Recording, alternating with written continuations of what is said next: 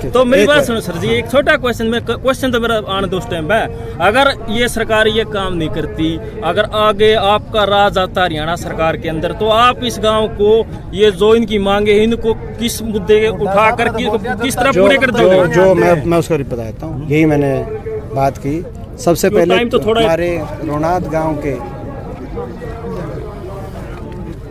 स्वर्गीय संतलाल जी, जिन्होंने शहादत दी अपने गांव की मांगों को लेकर, और मांगों नहीं, गांव के जायज़ हकों और अधिकारों को लेकर, उनको हम श्रद्धांजलि देते हैं। उनके परिवार को भगवान ताकत दे इस दुख की घड़ी का सामना करने के लिए। सारा गांव, पूरा प्रदेश उनके परिवार के साथ है। साथ ही रोनाद गांव का जो गौरवशाली इतिहास, जिस गांव ने कुर्बानी इतनी बड़ी दी हो, देश की आज़ादी में 1857 में शहादत दी हो, आज उस गांव को अपने अधिकारों के लिए इस तरह से संघर्ष करना पड़ रहा हो, ये हमारे देश के लिए शर्म की बात है। ये हमारे देश की और प्रदेश की सरकार के लिए डूब मरने की बात है। तुरंत हमारे प्रदेश की सरकार तुरंत तुरंत पूरे होने की घोषणाएं हैं, वो घोषणाएं की जाएं, मांगों को माना जाए, चाहे वो परिवार को रोज़गार देने की बात हो, आर्थिक मदद देने की बात हो, और जो प्रक्रिया के तहत होनी है उसके लिए कोई किसी अधिकारी की ड्यूटी लगाकर कार्रवाई शुरू की जाए। ये हमारी मांग है। रोनाद गांव की सारी बातों को इस महापंचायत में हमने शामिल होकर गांव की भावना और गांव की मांग का समर्थन करते हुए संसद के अंदर और विधानसभा के अंदर, विधानसभा में कांग्रेस पार्टी चौधरी उपेंद्र सिंह हुड्डा जी के नेतृत्व में हम मजबूत विपक्षी दल है कांग्रेस, हम उठाएंगे, और संसद के अंदर भी इस बात को उठाएंगे। मुझे परसों रात को रामकिशन फौजी जी द्वारा सारी विस्तृत जानकारी मिली, और इन्होंने एक एक पन्ना व्हाट्सएप के माध्यम से साझा किया जो रोनाद गांव के गौरवशाली इतिहास का गवाही, वो पन्ना एक एक पन्ना दे रहा है।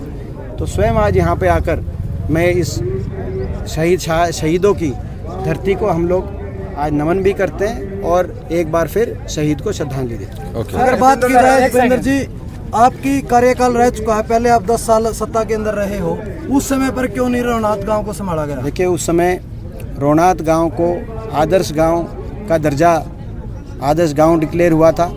गांव में विकास कार्य हुए थे, और जो RS दून हैं उनके नेतृत्व में कमेटी बनी थी जिसमें ये इसके समाधान की तरफ बढ़ रहे थे।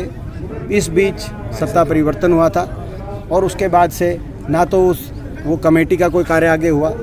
फिर उसके तत्पश्चात 2018 में अभी जो सरकार हैं, मुख्यमंत्री हैं खट्टर साहब, उन्होंने 2018 के अंदर उसको दोबारा से आगे प्रक्रिया को बढ़ाने की बात की, कुछ घोषणाएं की, लेकिन उन पर भी कोई कार्रवाई की नहीं, केवल उन्होंने कहा। गांव वाले उम्मीद लगा रहे हैं का कहना है कि भाई यहाँ पर चौटाला सरकार भी आली, उटा सरकार भी आली और बीजेपी सरकार भी, लेकिन किसी ने भी इनकी मांग नहीं बनी है।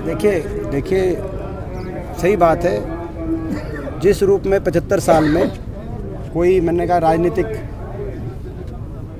ये प्रश्न नहीं है, क्योंकि 75 साल में हर राजनीतिक दल का आप कह सकते हैं कि सरकारें भी रही होंगी, मगर 2-3 बार इसमें प्रयास हुए। प्रताप सिंह कैरो जी, उस समय उन्होंने घोषणा करी हिसार बीड़ के अंदर प्लॉट दिलाने की।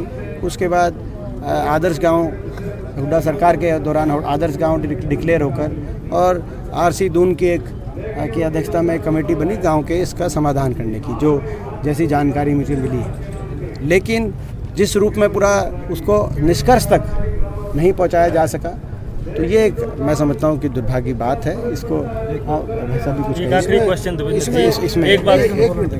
इसमें जो है, उस टाइम में माननीय इंदिरा गांधी देश की प्रधानमंत्री थी, और इस देश के रक्षा मंत्री जो थे, इस गांव के लोगों को बुला के कुछ मुआवजा भी दिया गया था, और आगे बात बढ़ाने की बात रही।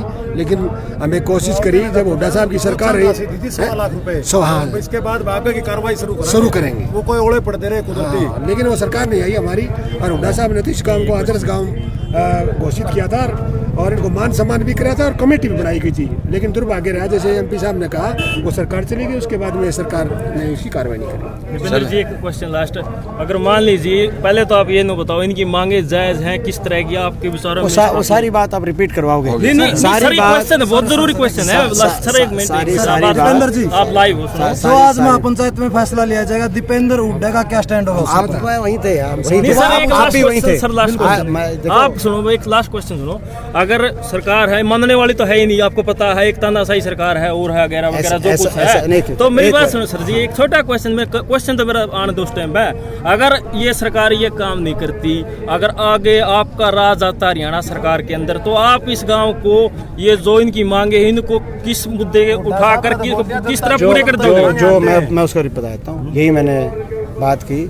सबसे पहले टाइम तो थोड़ा ही ले रहा सरकार का। हाँ, सबसे पहले तो जो मैंने एक बात की कि गांव की जो भावना है और उस अनुसार जो पंचायत हो रही है, गांव 5 दिन से जो है यहाँ पे डेड बॉडी शहीद संतलाल जी की यहाँ पे गांव में है, लेकिन सरकार, ये ऐसी घमंडी सरकार आ गई हरियाणा में, अहंकारी सरकार आ गई। जैसे किसान आंदोलन में 750 शव वापस आ गए, मगर किसानों की सुध नहीं ली। अगर यूपी का इलेक्शन नहीं आता तो 750 डेड बॉडी दिख नहीं रही थी सरकार। इसी प्रकार से ये अहंकारी सरकार यहाँ देख नहीं पा रही, जबकि आज मुख्यमंत्री जी स्वयं भिवानी में लोहारू साइड आए हुए हैं। तो पहली बात तो हमारी है कि सरकार तुरंत इस पे कुछ करे, और सरकार नहीं करती।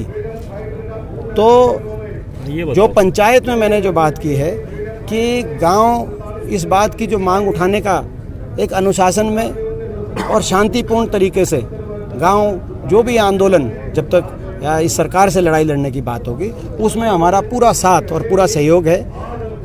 कभी लोगों के आशीर्वाद से हमें अवसर मिलता है हरियाणा के अंदर, तो गांव को जो मैक्सिमम राहत दे सकेंगे उस मैक्सिमम राहत देने के लिए तुरंत। सर ये जो मांगे है ना, तो मैक्सिमम तो ये मिनिमम मांगे हैं, तो यही तो बात करेगा। अगर सरकार में आपका आगे राज आता है, तो क्या आप ये इसमें जो आप इनकी मांगे मान्य करोगे नहीं करोगे? देखो, मैंने जैसे आप कहा, जो सर्वाधिक देश में उदाहरण देके जो राहत गांव को दे सकेंगे सर्वाधिक, वो तुरंत बिना विलंब का देने का काम किया। चलो धन्यवाद जी। चलो।